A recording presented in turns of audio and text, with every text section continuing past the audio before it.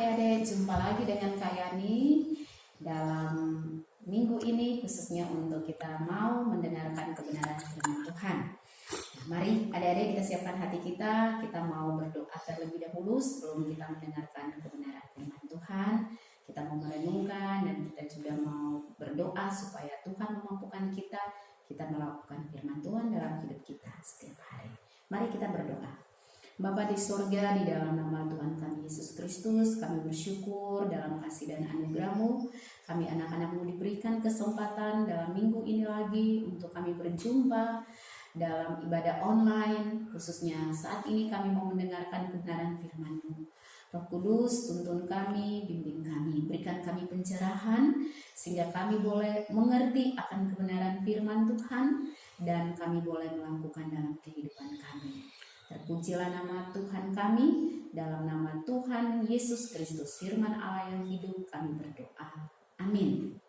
Puji Tuhan adik-adik, mari kita semua mau mendengarkan kebenaran firman Tuhan. Kita buka Alkitab kita dan kita akan membaca kebenaran firman Tuhan di dalam Roma pasal yang ke-6 ayat yang ke-14.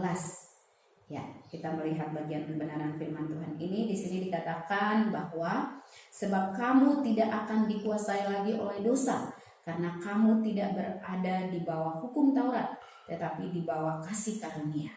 Demikianlah jauh kebenaran firman Tuhan.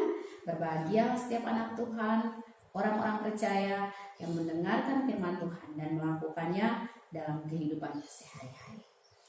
Adik-adik yang terkasih di dalam Tuhan Yesus Kristus, bagian surat ini ditulis oleh Rasul Paulus kepada jemaat di Roma, dan konteks bagian ayat ini Rasul Paulus meneguhkan jemaat yang ada di Roma supaya mereka meyakini di dalam diri mereka sebagai orang percaya bahwa mereka sudah percaya dan menerima Yesus sebagai Tuhan dan Juru Selamat pribadi, sebagaimana adik-adik dan juga Kak Yani, bahwa seseorang yang ketika sudah percaya dan menerima Yesus sebagai Tuhan dan Juru Selamat secara pribadi, di sini dikatakan, ayat ini dikatakan bahwa tidak mungkin dikuasai oleh dosa lagi, sebab kamu tidak akan dikuasai oleh dosa. Jadi adik-adik, waktu seseorang belum percaya dan menerima Yesus sebagai Tuhan dan Juru Selamat, mau seperti apapun dia, mau baik seperti apapun dia, mau soleh seperti apapun dia, tetap dosa itu akan mengikat dia, dosa itu menguasai dia. Karena semua orang telah berdosa, semua orang telah kehilangan kemuliaan Allah. Di dalam Roma 3 ayat yang ke-23 jelas dikatakan di sana bahwa semua orang telah berdosa, kita sudah kehilangan kemuliaan Allah. Oleh karena itu semua orang butuh yang namanya Yesus. Nah, ayat ini menjelaskan waktu adik-adik menerima Yesus sebagai Tuhan dan Juru Selamat, waktu Kak Yani menerima Yesus sebagai Tuhan dan Juru Selamat, maka kita meyakini bahwa dosa tidak mungkin menguasai kita lagi. Tapi adik-adik, kita masih bisa jatuh di dalam dosa karena kita manusia yang lemah. Tapi kalau begitu kita juga tidak boleh menyerah, karena adik-adik ada satu bagian pernyataan seperti ini.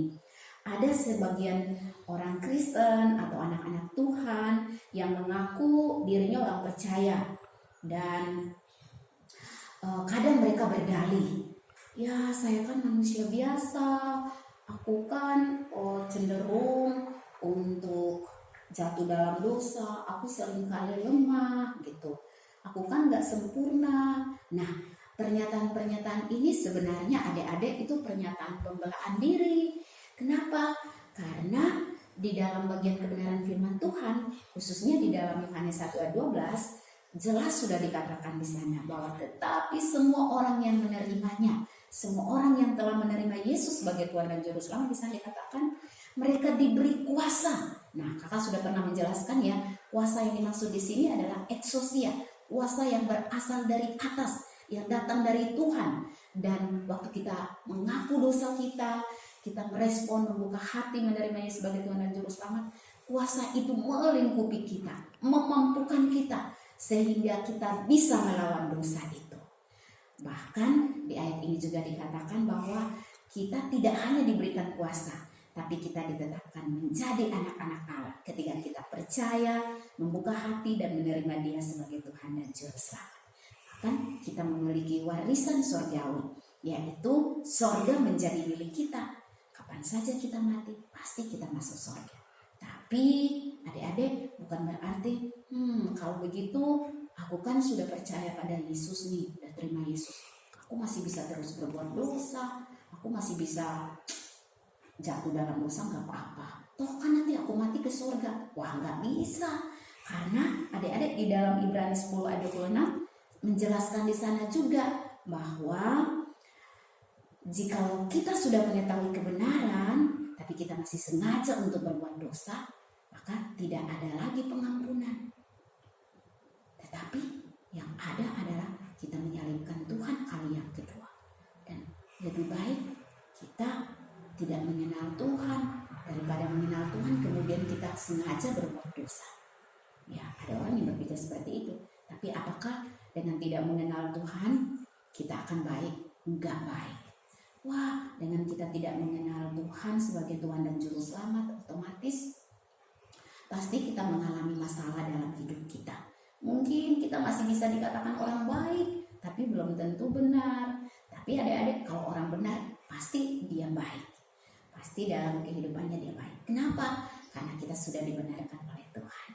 Nah, jadi dalam Roma 6 ayat 14 ini jelas dikatakan bahwa kita tidak bisa dikuasai lagi oleh dosa. Karena Tuhan sudah memberikan kepada kita kemenangan. Kita sudah ditetapkan lebih dari seorang pemenang. Maka sebagai anak-anak Tuhan, supaya kita tidak kompromi dengan dosa, kuncinya adalah kita harus hidup di dalam firman Tuhan. Ya, kalau kita baca di dalam Mazmur 119 ayat 105 dikatakan di sana bahwa firman-Mu adalah pelita bagi kakiku dan terang bagi jalanku. Jadi satu-satunya senjata untuk kita pada akhirnya tidak kompromi dengan dosa, kita bisa menang melawan dosa itu adalah kita hidup dalam kebenaran firman Tuhan. Tapi kakak juga mau katakan, kita bisa menang atas dosa, setiap godaan dosa itu adik-adik, karena Kristus terlebih dahulu telah menghancurkan kuasa dosa itu. Dosa itu sudah dihancurkan ketika Yesus mati di atas kayu salib. Maka bagian ayat ini meneguhkan kita sebagai anak-anak Tuhan, kita tidak boleh kompromi terhadap dosa. Kita harus berkata tidak terhadap dosa.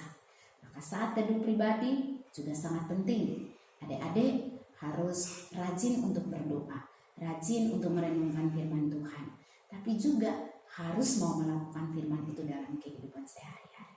Amin. Tuhan Yesus memberkati. Mari kita berdoa. Bapa di sorga, di dalam nama Tuhan kami Yesus Kristus, kami mengucap syukur dalam kasih dan anugerah-Mu. Kami anak-anak-Mu dikuatkan, diteguhkan dalam kebenaran firman-Mu pada pagi hari ini, supaya sebagai anak Tuhan kami tidak boleh kompromi dengan dosa, tetapi kami harus meyakini bahwa kami milik Kristus, maka kami hidup di dalam kebenaran firman Tuhan. Tolong kami Tuhan, seringkali kami masih lemah, tetapi kami mau Tuhan terus hidup di dalam kemenangan oleh karena Kristus telah menang atas dosa. Terima kasih ya Bapa, kami datang di dalam nama Yesus, Engkau memampukan kami semua, khususnya anak-anak-Mu Tuhan. Walaupun mereka masih kecil, tapi hamba percaya bahwa Engkau sanggup untuk memakai mereka menjadi alat-Mu di tangan-Mu Tuhan, dan mereka menjadi berkat bagi banyak orang. Dalam nama Tuhan kami Yesus Kristus, kami berdoa. Amin.